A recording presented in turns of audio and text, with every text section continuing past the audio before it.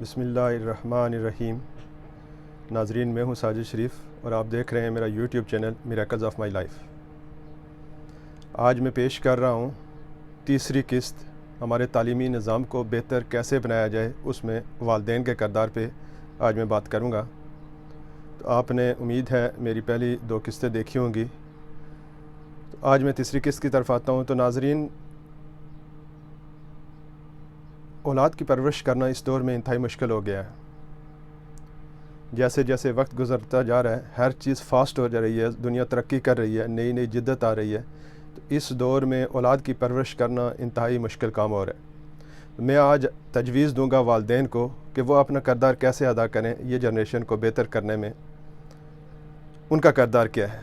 तो तजावीज़ नहीं, खाली एक तजवीज़ दूंगा, आप वीडियो के एंड तक देखें तो आपको सिर्फ़ एक तजवीज़ दूंगा। अगर उस पर वालिदैन अमल कर लें तो आप अपनी जनरेशन को, ये जो अब की जनरेशन है, denied generation, denied based generation, इस जनरेशन को ठीक कर सकते हैं आप।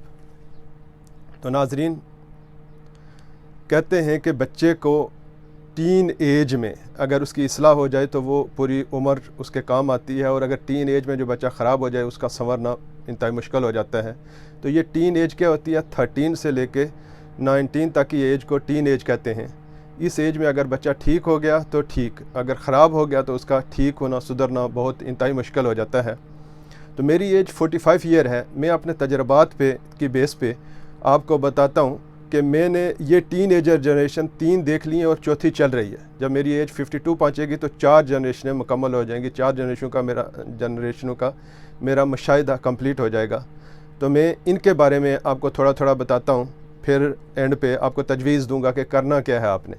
तो पहली जो जनरेशन थी वो क्या थी? इंस्ट्रक्शन बेस्ड जनरेशन थी।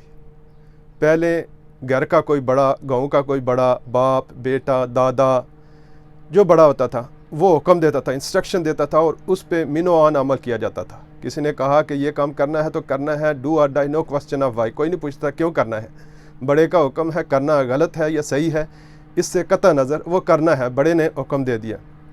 और बाज़ औक़ात आपने भी मुशाहिदा किया होगा कि गांव का कोई बड़ा कह देता था कि फ़लाँ आदमी गरीब है, स्कूल में चपरासी की वैकेंसी आ गई है, उसके बेटे को लगना है। तो कोई दूसरा खड़ा नहीं होता था कि मेरे बेटे को भी लगना है, ये वैकेंसी मेरा भी हक़ है। बड़े का फ़ैसला था और उसी को लगना था, वही लग जाता था।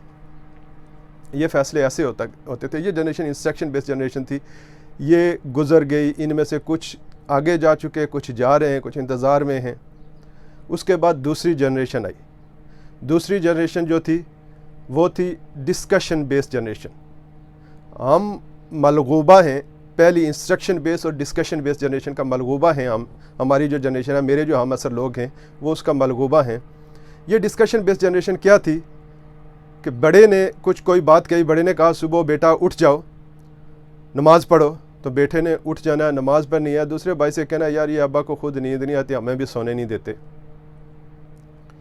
डिस्कशन तो होती थी लेकिन अमल हो जाता था। नमाज पढ़नी थी, उठना था, काम करना था, जो बड़े ने हुक्म दिया वो काम हो जाता था, वो करना था, सबके लिए लाजमी था, वो हो जाता था।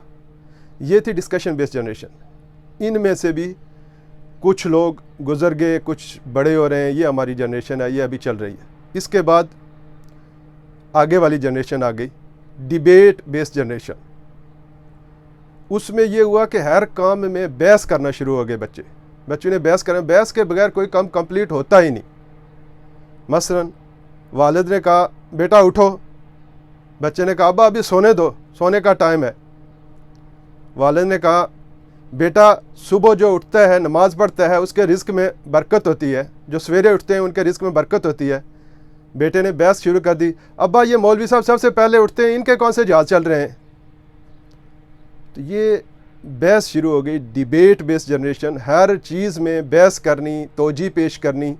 और इसमें एक नुकसान भी हुआ। इसमें नुकसान क्या हुआ कि बच्चों ने ये समझना शुरू कर दिया कि हम ज़्यादा अक्ल वाले हैं और हमारे बड़े कम अक्ल हैं। ये बीमारी सराहियत करना शुरू हो गई माशरे के अंदर, जो इंतहाई नुकसानदेह चीज़ है। अभी जो जनरेशन आ रही है और ये चल रही है, ये इससे भी आगे निकल गई। इस जनरेशन को आप कह सकते हैं डिनाइड बेस्ड जनरेशन। डिबेट के बाद डिनाइड बेस्ड जनरेशन आ गई। अभी आप बेटे को कहेंगे बेटा, तो बेटे ने आगे पहले 2-3 चीज़ों से ना कर देनी है। जैसे आप ख़बरों का टाइम है, आप टीवी रूम में जाते हैं, बेटा कार्टून देख रहा है, आपने कहा बेटे ने पहले कहा था अब्बा रिमोट नहीं दूंगा, मैं कार्टून देख रहा हूँ। उसको पहले ज़ुबान के ऊपर, बच्चों की ज़ुबान के ऊपर इनकार जो है वो 2-3 चीज़ों का इनकार तो उन्होंने रखा होता है। आपने बच्चे का नाम लिया, उसने 2-3 चीज़ों से इनकार कर दिया। ये जनरेशन अभी चल रही है। हम वक्त को कंट्रोल नहीं कर सकते, अपने काबू में नहीं ले सकते। हमने इस तरक्की के दौर के साथ, इसी दौर के साथ चलना है, ज़िंदा रहना है, आगे बढ़ना है। आप ये नहीं कह सकते कि अभी जहाज़ आ गए, मैं जहाज़ पे सफ़र नहीं करूँगा, मैं घोड़े पे ही सफ़र करूँगा। अभी ये नामुमकिन है, आपको जहाज़ पे बैठना पड़ेगा। लेकिन कुछ उसूल हैं जो हमें अपनाने होंगे। अगर हमने अपनी नस्ल को, जनरेशन को बचाना है तो हमें अपनाना होंगे वो उसूल। वो उसूल क्या है? सबसे पहली बात तो ये है कि हमें घर के माहौल को चेंज करना होगा। एक ही बात है कि हमने हर सूरत में माहौल को, घर में, घर से बाहर माहौल को चेंज करना होगा। बच्चे को वो माहौल देना होगा जो उसकी इस्लाह कर सके, वरना ये माशरा तनज़्ज़ुली की तरफ जा रहा है और हम बहुत जल्द तनज़्ज़ुली का शिकार हो जाएंगे अगर इसी तरह चलते रहे। तो पहुँच गए, बल्कि हम दहाने पे हैं। तो माहौल को कैसे चेंज करना है कि हमने घर में गिबतें ख़त्म कर देनी है, घर का माहौल ठीक कर देना, घर में साजिशें ख़त्म कर देनी है, घर में लोगों के ख़िलाफ़ झूठ बोलना और लोगों की बदखोई करना ये ख़त्म कर देना है। हमने बच्चों के सामने सिगरेट पीना छोड़ना है। यानी माहौल बच्चों को वो प्रोवाइड करना है जिसमें नशे का माहौल ना हो, अच्छा माहौल बच्चों को प्रोवाइड करना, ये हमारी ज़िम्मेदारी है घर के अंदर। और अगर घर के अंदर आप ये माहौल प्रोवाइड भी कर दें, आप नमाज़ी भी हैं, सच्चे भी हैं, घर में कोई बुराई नहीं है, गीबत नहीं हो रही, किसी की हौसला अफजाई, हर बंदे की अच्छाई की हौसला अफजाई हो रही है, चाहे वो आपका मुखालिफ ही क्यों ना हो, उसकी भी हौसला अफजाई, उसके अच्छे काम की हौसला अफजाई हो रही है, उसको दाद दी जा रही है। उसके बावजूद भी बच्चे जब कुछ देर के लिए भी घर से बाहर निकलते हैं तो याद रखें कि बाहर बेगरती और बेहयाई की आंधियाँ चल रही हैं। आप बच्चों को नहीं बचा सकते इन आंधियों से। ये नशे के तूफ़ान बाहर बरपा हैं। तो इनसे बच्चों को बचाने के लिए आपने ना सिर्फ घर के अंदर बल्कि आपने घर के बाहर भी बच्चों पे नज़र रखनी है। बच्चों की सोसाइटी कैसी है ये भी देखना है। ये वालिदैन की ज़िम्मेदारी है, ये आपने करना है। अगर आप ये करेंगे तो तब भी आपकी नस्लें सही हो सकती हैं।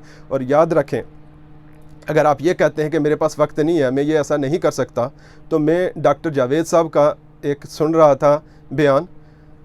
डॉक्टर जावेद साहब को आप जानते हैं, बहुत अच्छे मोटिवेशनल स्पीकर भी हैं और सर्जन भी हैं। तो उनका एक लेक्चर में सुन रहा था, उसमें उन्होंने कहा कि पांडा की नस्ल दुनिया में मादूम हो रही है। तितलियों की बहुत सी अक़साम है जो मादूम हो रही हैं, उनकी अफज़ाइश नस्ल ज़रूरी है। ज़रूरी है कि उनकी अफज़ाइश नस्ल की जाए और उनको बरकरार रखा जाए, क्योंकि वो नापैद हो रही हैं दुनिया में। लेकिन इंसान नापैद नहीं हो रहे, इंसान की आबादी रोज़ ब रोज़ बढ़ती जा रही है। तो अगर आप बच्चों की अच्छी परवरिश नहीं कर सकते तो बच्चे पैदा करना बंद कर दें। कम बच्चे पैदा करें जिनकी आप तरबियत सही करें। याद रखें, रिस्क देना अल्लाह का काम है, लेकिन बच्चों की सही तरबियत करना ये आपका काम है। तो आप अगर बच्चों की तरबियत अच्छी नहीं कर सकते तो फिर बच्चे नहीं पैदा करें, या कम बच्चे पैदा करें जिनकी आप तरबियत सही करें। तो हमने बस यही सीखना है कि हमने बच्चों को माहौल अच्छा देना है ताकि हमारी नस्लें ये जो तबाही की तरफ जा रही हैं इससे इनको बचाया जा सके। उम्मीद है वीडियो आपको पसंद आई होगी। आप मेरे चैनल को सब्सक्राइब करेंगे और ये पैगाम दूसरों तक भी पहुंचाएंगे। ये पैगाम जब आप आगे पहुंचाएंगे, इल्म जब फैलाएंगे तो इल्म आपके पास भी आएगा। तो कोशिश करें कि इसको फैलाएं, दूसरों तक भी पहुंचाएं। व आखिर दावाना अनिल हम्दुलिल्लाहि रब्बिल आलमीन। बहुत बहुत शुक्रिया वीडियो देखने का। अल्लाह हाफ़िज़।